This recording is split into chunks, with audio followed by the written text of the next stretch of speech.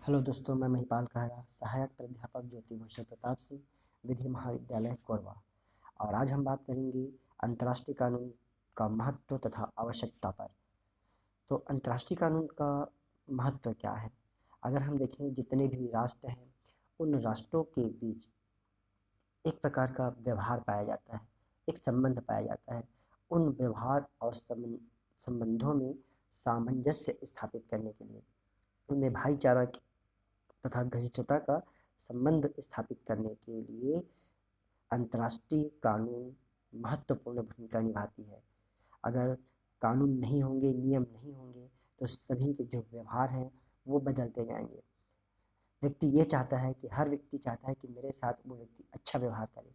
जरूरी नहीं है, इसके लिए नियमों की आवश्यकता होती है, कानून की आवश्यकता होती है। तो अंतर्राष्ट्रीय कानून का यही महत्व है कि जो राज्य हैं, जो राष्ट्र है, उन राष्ट्रों के बीच संबंधों को मजबूती प्रदान करना, उनके आचरणों को नियमित करना।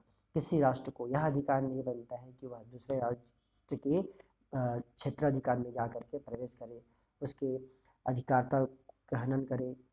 किसी राष्ट्र को भी अधिकार नहीं बनता। तो इस प्रकार उन व्यवहारों को कंट्रोल करने के लिए अंतर्राष्ट्रीय कानून महत्वपूर्ण भूमिका निभाती है। तो हम बात करते हैं, सबसे पहले इसमें आता है अराजकता से बचाव।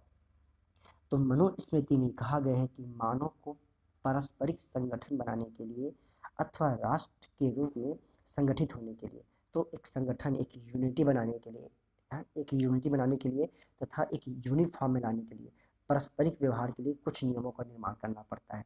तो उनके बीच रिलेशनशिप को मजबूत बनाने के लिए नियम होना आवश्यक है, वरना अगर नियम नहीं रहेगी तो अराजकता की स्थिति पैदा हो जाएगी। अगला आता है शक्ति संघर्ष को परिसीमित करना। शक्ति, पावर, जो पावर्स है उसको कम करना, सीमित करना। अंतर्राष्ट्रीय राजनीति शक्ति संघर्ष की राजनीति है। शक्ति संघर्ष की इस राजनीति में छोटे एवं बड़े राज्य अपने राष्ट्रीय हितों की पूर्ति के लिए कार्यरत रहते हैं। अंतर्राष्ट्रीय संघर्ष को अंतर्राष्ट्रीय कानून के प्रतिबंध द्वारा सीमित दायरे में रखा जाता है। चाहे छोटा राज्य हो अथवा बड़ा, किसी भी कार्यकलाप को करने से पहले यह विचार कर लेता है कि क्या उसकी नीतियों से अंतर्राष्ट्रीय कानून की अपेक्षा तो नहीं हो रही है। राज्यों के व्यवहार में अंतर्राष्ट्रीय कानून द्वारा जिसकी लाठी उसी की भैंस के हिसाब से कार्य नहीं चलेगी। अर्थात यहाँ पर छोटे राज्य, बड़े राज्य सभी को एक नज़र से, एक भाव से देखी जानी चाहिए। तो अगर नियम, कानून का तात्पर्य यही है कि चाहे छोटे राज्य हो या बड़े राज्य हो, सभी के साथ एक समान व्यवहार किया जाएगा। अगला इसमें आता है विश्व शांति का आधार तैयार करना। विश्व शांति आज के युग का बहुत बड़ी आवश्यकता है। आज के युग में विश्व शांति बहुत ही ज़्यादा आवश्यकता है। अंतर्राष्ट्रीय कानूनों के द्वारा राष्ट्रों के व्यवहारों हेतु सामान्य नियमों का एक यूनिवर्सल निर्धारण किया जाता है। तो यूनिवर्सल लॉ के रूप में कार्य करता है। यदि विश्व के समस्त राज्य अंतर्राष्ट्रीय कानूनों का समान भाव से आदर करने लग जाए तो राज्यों के बीच होने वाले मतभेदों एवं संघर्षों को टाला जा सकता है। अंतर्राष्ट्रीय कानून एक ऐसा विश्व का निर्माण करने का साधन हो सकता है जिसमें संघर्ष के बजाय सहयोग प्रबल हो। चौथा, विश्व सरकार की प्राथमिक आवश्यकता को पूरा करना। विश्व सरकार की प्राथमिक आवश्यकता को पूरा करना, तो हम कह सकते हैं कि जब तक राष्ट्रों में उग्र राष्ट्रीयता एवं संप्रभुता की भावना रहेगी, विश्व सरकार एक समान बना रहेगा। किंतु यदि अंतर्राष्ट्रीय कानून की पर्याप्त रचना की जाए जिसमें विभिन्न राज्यों में इसके प्रयोग के लाभों का समुचित प्रसार किया जाए, तो राज्य सहज में इसका प्रयोग करने लग जाएंगे। उग्र संप्रभुता जिसका परिणाम युद्ध होता है, उग्र संप्रभुता जिसका परिणाम युद्ध होता है का निश्चित रूप में परित्याग होगा और निकट भविष्य में विश्व सरकार की धारणा की पूर्ति की जाएगी। अगला पांचवा आता है इसमें आणविक तथा संहारक शस्त्रों से सुरक्षा। विज्ञान तथा तकनीकी विकास के परिणाम स्वरूप विभिन्न राष्ट्रों के पास सहस्त्र शस्त्रों की मात्रा में भयानक वृद्धि हो चुकी है। विश्व के महान शक्तियों के मध्य संहारक शस्त्र, हम देखें तो बड़े बड़े जो हथियार हैं, चाहे वो हम कह सकते हैं कि राष्ट्रों के बीच चीन, फ्रांस, जर्मनी, ब्रिटेन, रूस, ये एक शक्तिशाली हाइड्रोजन शस्त्रों के विशाल भंडार के रूप में देखा जाता है। इनके पास आणविक बम है, इनके पास परमाणु बम है।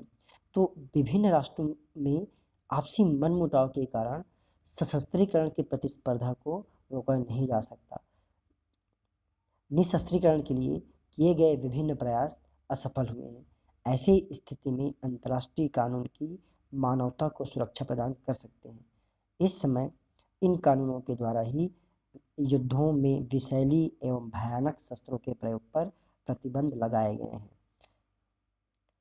तो आणविक तथा संहारक शस्त्र बहुत ही खतरनाक है, जो निश्चित ही विश्व के लिए अहितकारी है। अंतर्राष्ट्रीय कानून में इसके लिए प्रावधान किया गया है कि कोई भी राष्ट्र जो है इसका प्रयोग नहीं किया जाएगा, चाहे परमाणु बम हो, हाइड्रोजन बम हो। छठवां देखते हैं, युद्धों का न्यायपूर्वक संचालन। ये बहुत महत्वपूर्ण है, युद्धों का न्यायपूर्वक संचालन। जिस प्रकार राष्ट्रीय कानून की उपस्थिति में भी छोटे छोटे मतभेदों को लेकर के व्यक्तियों के संघर्ष उत्पन्न हो जाते हैं, उसी प्रकार अंतर्राष्ट्रीय नियमों के उपरांत भी विभिन्न राज्यों के मध्य राष्ट्रीय हितों के महत्वपूर्ण प्रश्नों को लेकर के उग्रतर मतभेद पैदा हो जाते हैं और युद्ध प्रारंभ हो जाते हैं। अभी वह स्थिति नहीं आई है कि युद्धों के समूल परित्याग हो जाए। विभिन्न राज्यों के मध्य चलने वाले युद्ध को अंतर्राष्ट्रीय कानून द्वारा व्यावहारिकता प्रदान की जाती है। युद्ध करना अपराध नहीं है, किंतु युद्ध में अंतर्राष्ट्रीय कानून की अपेक्षा करना घोर निंदनीय अपराध माना जाता है। यदि युद्ध का संचालन करने के लिए पर्याप्त कानून न हो तो युद्धग्रस्त राष्ट्रों की जनता को अपार क्षति उठानी पड़ सकती है। तो यहाँ पर इसीलिए अगर युद्ध हो भी रहे हैं तो युद्धों का एक नियमावली होनी चाहिए। हम अगर पुरातन काल में देखें तो हमारे यहाँ बहुत सारे युद्ध हुए हैं, चाहे राम रावण के युद्ध की बात करें, चाहे महाभारत युद्ध की बात करें, उसमें नियमों को पूरा पालन किया गया है। हम देखें जैसे ही सूर्यास्त होती है तो सभी कोई भी अस्त्र शस्त्र नहीं चलाएंगे, तो वहाँ पर नियमों का पालन होता था और नियमों का पालन होना आवश्यक है। हालांकि युद्ध करने किसी समस्या का हल नहीं है, इसीलिए अंतर्राष्ट्रीय कानून में इसके लिए मार्गदर्शिका तैयार की गई है। अगला आता है इसमें राष्ट्रों के मध्य आर्थिक एवं व्यावसायिक क्रियाकलापों का संचालन। तो ये कहता है राष्ट्रों के मध्य आर्थिक एवं व्यावसायिक क्रियाकलापों का संचालन। वैज्ञानिक आविष्कारों, यातायात एवं संचार के साधनों की अभूतपूर्व उन्नति के कारण सब देशों के संबंध एक दूसरे के साथ बढ़ रहे हैं। एक दूसरे पर निर्भरता में निरंतरता वृद्धि हो रही है।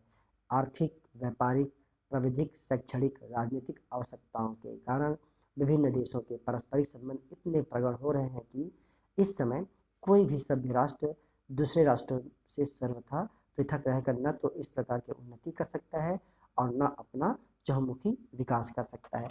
हम देखें इसी में तो चीन का जो one belt one road OBOR चीन द्वारा प्रायोजित एक ऐसी योजना है जिसने पुराने जो सिल्क रोड के आधार पर एशिया, अफ्रीका और यूरोप के देशों को सड़कों और रेल मार्गों से जोड़ा गया है।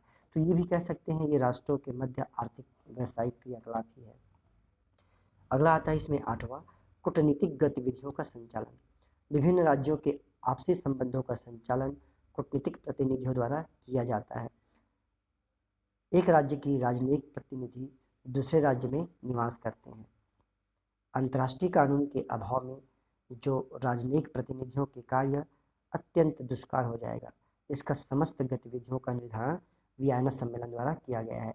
तो 1961 में जो एक अंतर्राष्ट्रीय कानून का भाग है वियना सम्मेलन, उस वियना सम्मेलन द्वारा इसके क्रियाकलापों का निर्धारण किया गया है। इसकी अतिरिक्त कुछ और महत्व रखता है अंतर्राष्ट्रीय विधि, जैसे कि हम कहें अंतर्राष्ट्रीय न्यायालय के कार्य को सरल बनाना।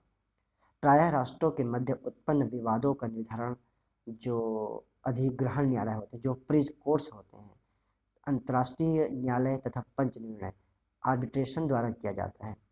इनके निर्णयों के आधार प्रचलित अंतर्राष्ट्रीय कानून की स्वीकृति सिद्धांत ही होते हैं। अंतर्राष्ट्रीय कानूनों के अभाव में न्यायालय का कार्य कठिन हो जाएगा। तो अंतर्राष्ट्रीय न्यायालय के कार्य कैसे होते हैं? आर्बिट्रेशन द्वारा किया जाता है। इसके अतिरिक्त एक और बहुत ही महत्वपूर्ण इसका एक महत्व है, वो है साइबर क्राइम। आज हम देखें तो साइबर क्राइम बहुत ही ज़्यादा प्रबल होती जा रही है। हालांकि उसको कंट्रोल करने के लिए अनेक अधिनियम और कानून बने हुए हैं, दंड का प्रावधान रखा गया है। तो साइबर क्राइम एक बेहद जटिल और व्यापक विषय बन गया है, जो समय के साथ साथ विकसित और परिवर्तित हो रहा है। इस बारे में कानून बनाने को लेकर के समस्या को और भी जटिल है, क्योंकि इस तरह के अपराध किसी एक राज्य या एक देश की सीमा में नहीं होते हैं। इन अपराधों को कहीं भी यानी किसी भी देश प्रदेश की सीमा में बैठ करके उसी प्रदेश या देश या विश्व के किसी अन्य देश प्रदेश की सीमा पर किया जा सकता है। साइबर अपराध या कंप्यूटर अपराधों के दो हिस्सों में बांटा जा सकता है। पहला, एक कंप्यूटर की साथ किया जाने वाला अपराध, और दूसरा कंप्यूटर के जरिए किए जाने वाला अपराध।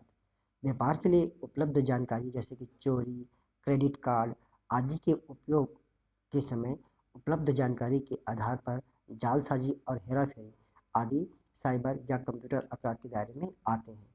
अतः साइबर अपराधों के रोकथाम के लिए अंतर्राष्ट्रीय विधियों स्तर पर विधियों का निर्माण आज अपरिहार्य और बहुत ही आवश्यकता है। एक United nation commission on international law में 1996 में इलेक्ट्रॉनिक कॉमर्स के बारे में एक मॉडल को स्वीकार किया था।